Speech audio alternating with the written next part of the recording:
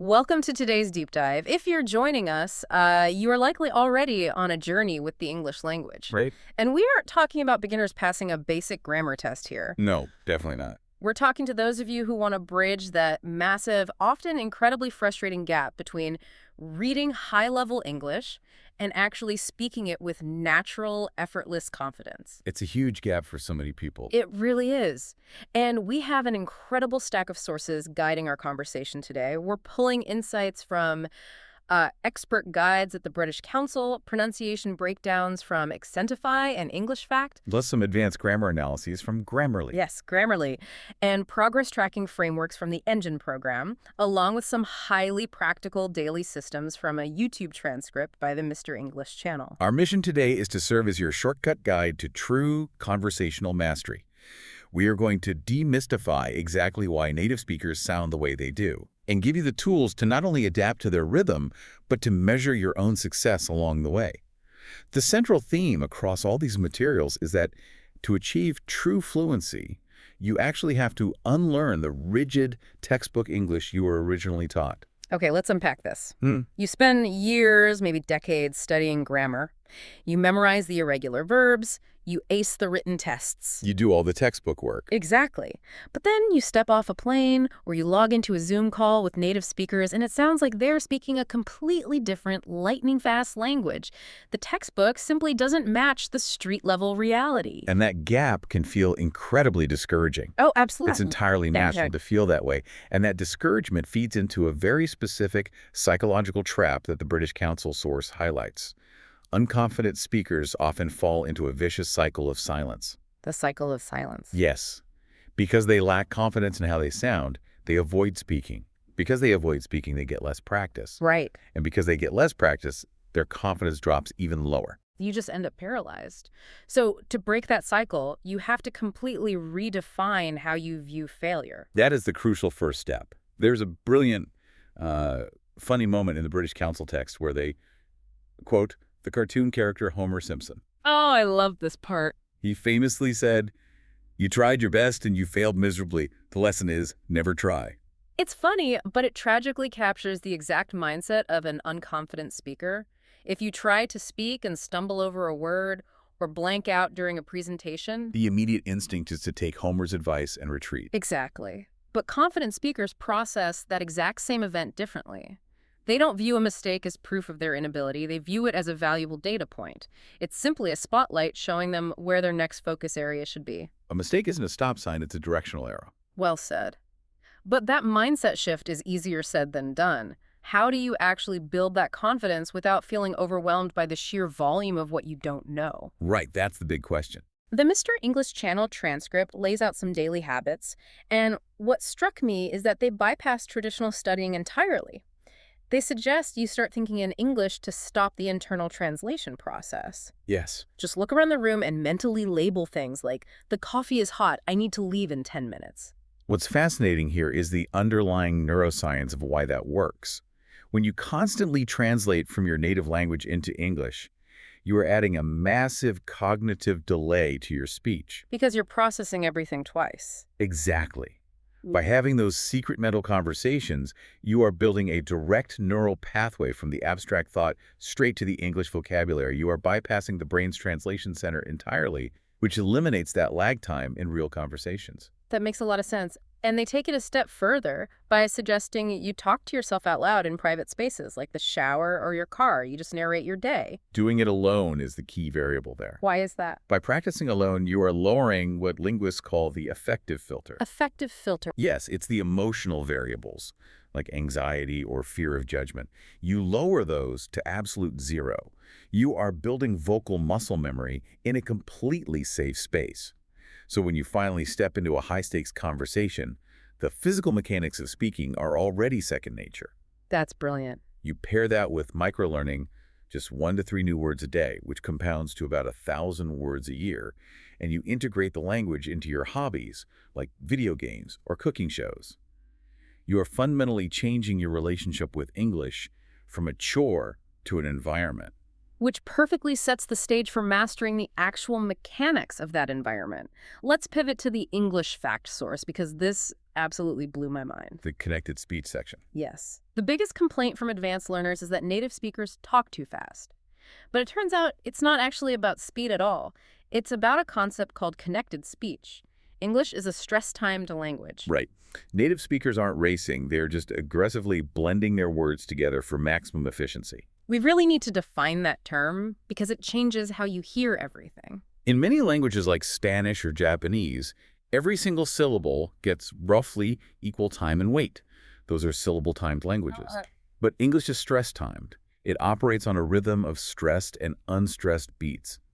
To maintain that musical rhythm, native speakers subconsciously link, mutate, or entirely drop words, so the sentence flows like a continuous river rather than dropping like separate, choppy blocks. So if you are trying to pronounce every single word clearly light, You're literally fighting the natural rhythm of the language. let's break down the rules of that rhythm, starting with linking or catenation. This is the consonant to vowel rule. If a word ends in a consonant and the next word starts the vowel, you don't separate them, you bridge them completely. Give us an example. So you don't say pick it up, you say pick it. The K sound slides right into the I and the chi slides right into the U. Pick it up. And once you realize that, you stop listening for individual words and start listening for sound blocks. Your brain stops panicking because it can't find the spaces between the words, because it finally understands that the spaces aren't supposed to be there. Here's where it gets really interesting. Assimilation. This is when sounds crash into each other and mutate into a completely new sound. The sound mixer. Exactly. The biggest culprit is when a T or a D meets a Y. If a word ends in T and the next word is U, it morphs into a chi sound. What U becomes whatcha. What you doing? Right. And if it ends in a D, like did you, it becomes a J sound. Did you see that? Those are the common ones, but the English fact text highlights a much more subtle form of assimilation that is rarely taught. It involves the N sound physically moving in your mouth depending on the word that follows it. Oh, this is the throat thing. Yes. Usually an N is articulated right behind your upper front teeth. But if the next word starts with a K or a G, your brain intuitively knows those sounds are made at the back of the throat. So for efficiency, it preemptively moves the N to the back of your throat, turning it into an eng sound. Wait, really? Give me an example of that. Take the phrase, 10 kids. If you say it slowly, you feel the N behind your teeth. 10 kids. Yeah, I feel it. But in connected speech, you don't have time to move your tongue all the way from the front to the back, so it becomes 10 kids. 10 kids? Let me try that. 10 kids. Oh, wow. That is infinitely easier to say. You don't even realize you're doing it. Automatic. And then there is intrusion, which is almost the opposite. This is when your mouth literally inserts an invisible unwritten sound just to act as a bridge between two vowel sounds. It happens because saying two vowels back to back requires a tiny, awkward pause in the throat, which is called a glottal stop. English hates a glottal stop because it disrupts the rhythm. So to avoid that pause, the mouth naturally glides in a Y, a W, or an R. It's exact. Let's look at the Y intrusion. If you say we always to avoid the stop between E and A, it actually comes out as we always. And for the W intrusion, go out becomes go out. And then there's the famous British intrusion, the unwritten R. Yes, this ties into what is called a non-erotic accent. In standard British English, speakers often drop the R sound at the end of a syllable. So car sounds like ka. Right. However, if the next word starts with a vowel, they will suddenly insert an R to bridge the gap, even if there is no R in the spelling. So the phrase idea is smoothly becomes idea R. The idea is to go out. It's pure, relentless efficiency. It really is. But let me push back on this next concept, elision. Elision is the total erasure of difficult sounds. The sources note that native speakers will frequently drop the T or D if it's sandwiched between other consonants, so next time loses its first T entirely and becomes next time. Or they do H deletion in unstressed words, so tell her becomes teller. But hold on. If I'm giving a presentation to my company's board of directors and I start dropping my T's and H's, aren't I just going to sound sloppy? Like I don't actually know the language? That is the most common fear for advanced learners. You spend years learning the proper pronunciation, so dropping letters feels wrong. It feels like a mistake. But it is vital to understand that connected speech is not slang. It is the phonetic reality of the language. If you over-articulate every single T and H in a business meeting, you won't sound more professional. You will actually sound robotic and distracting. Interesting. Your listeners will subconsciously strain to figure out why your rhythm is off. Elision is what makes you sound fluent, not careless. That is a massive relief, actually. And all of this dropping and bridging leads us to the ultimate king of English sounds, the schwa. The schwa, which looks like an upside-down E in the phonetic alphabet, is a tiny, relaxed sound. It is the single most common vowel sound in the English language. And it's everywhere. Everywhere. In connected speech, function words, the little grammatical connector words like to, for, can, and almost never get their full vowel pronunciation. They shrink down into the schwa. To becomes tu and becomes Which brings up the rule of three exercise. To master this rhythm, you have to train your ear to identify the stressed content words, the nouns, the main verbs, and you completely rush the weak schwa words in between. Yes. So instead of proudly articulating, I went to the store, you hit went and store, and you crush the middle. I went to the store. You are playing the melody of the language, not just reading the sheet music. So how do you actually practice this melody? Our sources introduce a fantastic active technique called shadowing. It's incredibly effective. You're essentially treating language practice like acting. You pick an accent you want to emulate. Say you want an American accent. Pull up a podcast interview with Steve Carell. For a British accent, find a clip of Amelia Clark. You listen actively, and then you repeat exactly what they say a split second after they say it, like an echo. You match their intonation, their linked sounds, their pauses. You record yourself doing it and compare it to the original. It is a brilliant exercise because it forces your mouth to form the complex shapes of connected speech without you having to formulate the grammar or vocabulary yourself. You don't have to think about what to say. Exactly. It frees up your cognitive load to focus purely on the sounds. However, as you are practicing, you have to be acutely aware of the physical traps your native tongue might set for you. The Accentify source gets deep into the physiological mechanics of this. It really does. Yeah. It points out that depending on the phonetic inventory of your mother tongue, certain English sounds might literally be alien to your mouth. For example, distinguishing between the R and L sounds. Yes. This is common for East Asian speakers. If your native language doesn't differentiate between those sounds, you can't just try to hear the difference. You have to physically engineer it. What do you mean by engineer it? Well, for an R, you have to pull your tongue back into the middle of your mouth. For an L, your tongue has to physically touch the roof of your mouth just behind your front teeth. You have to think of your mouth like a mechanical instrument. That makes total sense. Or take the TH sound, which is often mistakenly replaced with an S, Z, or D sound, making think sound like sink. A very common track. The mechanical fix isn't just trying harder, it's physically pushing your tongue slightly between your upper and lower teeth and continuously blowing air. Right. And then there are consonant clusters, words like street or glimpse. If your native language rarely groups consonants together like Arabic or Japanese, the instinct is to subconsciously insert extra vowels to break them up. Turning street into street. Exactly. And beyond just the letters, we can't forget word stress.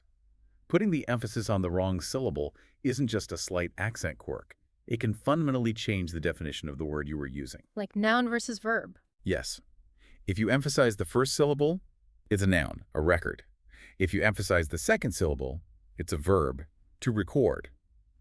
A single breath changes the entire meaning. Okay, so let's say your mouth is making the right shapes. Your rhythm is stress-timed, and your vowels are reducing into beautiful schwas. You start feeling confident. Sure. But then you realize the vocabulary itself behaves completely differently in conversation than it does in a textbook. Yes. Mastering the sounds is only half the battle. To truly sound native, you have to navigate the beautiful, confusing world of phrasal verbs, which the Grammarly source breaks down for us. Now, advanced learners know what a phrasal verb is. It's a base verb combined with a preposition or particle that creates an entirely new meaning. Get over means to recover. Bring up means to mention. But the frustration isn't defining them, it's deploying them. Right. And just to clarify, these aren't idioms, right? No, not at all.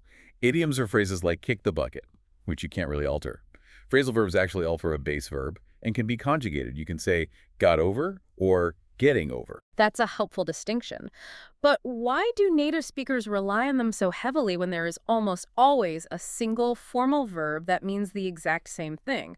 Why say look into it instead of investigate? It comes down to the psychology of approachability. Approachability. Yes. English has a massive vocabulary, largely split between formal Latin-based words and casual Germanic-based phrasal verbs. In conversational English, even in professional settings, using formal Latinate verbs can sound stiff, arrogant, or overly academic. Okay, I see. Native speakers use phrasal verbs to soften their tone. Saying, "I am investigating the issue," sounds like a police report, and saying, "I'm looking into it," sounds collaborative and human. That is a fascinating distinction, but grammatically they lay a massive trap, the pronoun rule for separable phrasal verbs. Well, this is a big one. With many of these verbs, you can split the words apart. You can say pick the box up, or you can say pick up the box. Both are perfectly fine. But if you replace the box with a pronoun like it, that pronoun absolutely must go in the middle. You can say pick it up. You can never ever say pick up it. Never. So, what does this all mean? It means that memorizing the formal definition of a word isn't enough. Mastering the casual tone of phrasal verbs and knowing exactly where to place your pronouns within them is one of the fastest ways to instantly bridge that gap between textbook reading and natural conversation. That is spot on. Hmm. But all of this work, the shadowing, the unlearning of rigid rules, the deployment of phrasal verbs, leads to an inevitable challenge. How do you actually know if it's working? Because language acquisition is notoriously difficult to self-assess. Exactly. You don't wake up one morning suddenly fluent. The Engine program source provides a fantastic framework to keep you moving forward when the day-to-day progress feels invisible. And the foundational step of that framework is that you must set metrics that genuinely align with your specific goals. If your goal is to speak confidently in business meetings, you shouldn't be testing yourself on reading classic literature or understanding street slang. You need to track your industry-specific vocabulary and your real-time listening comprehension. You have to measure what matters to your life. And balancing objective and subjective measurement tools is key here. Taking standardized tests like the TOEFL or IELTS, or taking free online placement tests every few months gives you a hard, undeniable data point. But subjective measurement is just as important. Very much so. Use a self-assessment scale after a real-world interaction. Ask yourself, on a scale of 1 to 10, how confident did I feel ordering coffee today? Did I use connected speech, or did I revert to choppy syllables? I really like the idea of tying this back to the Mr. English daily habits, specifically keeping an English journal. Oh, yes. Even if you just write 3 or 4 sentences a day about your thoughts. It seems trivial in the moment, but after 6 months, you can look back at page 1 and physically see how far your syntax and vocabulary have evolved. It's undeniable proof. And if you want to track the exact skills we've been talking about today, you're listening and speaking. The E-Engine text suggests the time machine method. The time machine method. Yeah. Record an audio memo on your phone today. Just talk unscripted about your weekend for 2 minutes. Then, set a calendar reminder for 6 months from now. When that reminder goes off, listen to that old recording. You will instantly hear the hesitations and textbook cadences you used to have. Alternatively, take a movie that you currently cannot watch without subtitles. Note how much of it feels like a blur. Yeah. Rewatch that exact same movie in 6 months with the subtitles off and see how much of that connected speech your brain now intuitively decodes. That's a great test. If we connect this to the bigger picture, learning a language is never a straight upward line. At the very beginning, your progress feels incredibly rapid because you are going from 0 to something. But eventually, every learner hits the intermediate plateau. Yes, it feels like you're immersing yourself every day, but nothing is fundamentally changing. That plateau is where the vast majority of people quit. Which is tragic. It is. By intentionally organizing your past results, your journals, your audio recordings, your test scores, you provide yourself with the vital, tangible motivation required to push through that plateau. You prove to yourself that the microscopic daily work is actually compounding. That is such an empowering way to look at the plateau. It's not a dead end, it's just a long stretch of road you have to systematically track your way through. Exactly. So to recap the massive ground we've covered today, true conversational mastery starts with redefining failure and treating mistakes as data. Right. It requires you to bypass your translation brain through solitary habits. You have to unlearn textbook pronunciation and embrace the messy, stress-timed reality of connected speech. The linking, the assimilations, the dropped letters, and the all-powerful schwa. Yes. You need to shadow native speakers to build physical muscle memory, deploy phrasal verbs to sound approachable, and meticulously track your progress to survive the intermediate plateau. This raises an important question. Hmm. Something that wasn't explicitly covered in any of our texts today, but that naturally evolved from all of this deep transformative practice. What's that? When you drastically change the rhythm of your speech, when you force your tongue to make entirely new mechanical shapes, when you start using phrasal verbs to express nuanced emotions in a second language, do you actually develop a second personality? Oh, wow. I want you to really think about that. Does the English-speaking you feel slightly different? Are you perhaps a bit more direct, more confident? Do you find you have a slightly different sense of humor or different level of assertiveness than the native language you? That's profound. Language doesn't just describe our thoughts, it actually shapes them. And mastering a new one might just unlock a completely new facet of who you are. I absolutely love that thought. Your English voice isn't just a translated copy of your native voice, it's a whole new, unique version of you waiting to be discovered. Thank you so much for joining us on this deep dive. Take these tools we unpacked today, go out there, talk to yourself out loud, lean into the messy connected sounds, and go find that unique English speaking version of yourself. Keep practicing, and we will catch you next time.